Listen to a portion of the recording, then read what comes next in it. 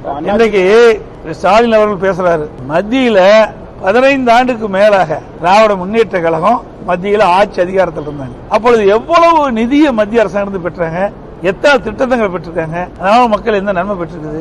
அது மட்டும் இல்ல, தமிழ்நாட்டை சேர்ந்த திரு ப. சிதம்பரம் அவர்கள் நிதியமைச்சராக கூட இருந்தார். அப்ப கூட இங்க தேவையான நிதி பெற முடியல, தேவையான திட்டங்கள் பெற முடியல.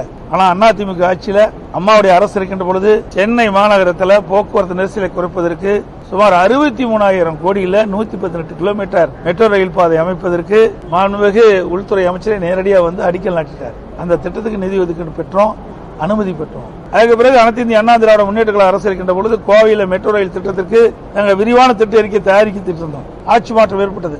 அதுக்கு பிறகு திராவிட முன்னேற்ற கழக ஆட்சி வந்த பிறகு அதற்கு மாறாக சரியான முறையில் விரிவான திட்ட அறிக்கை தயாரிக்கல, மதுரையிலையும் விரிவான திட்ட அறிக்கை தயாரிக்கல, சரியான முறையில் தயாரிக்காம அவசர கோலத்தில் மத்திய அரசுக்கு அனுப்பின காரணத்தில் மத்திய அரசு தற்போது ரத்து செஞ்சிருக்குது. இதெல்லாம் இந்த அரசினுடைய அலட்சியம், திறமையில்லாத ஒரு அரசாங்கம் என்பதற்கு இதெல்லாம் ஒரு எடுத்துக்காட்டு.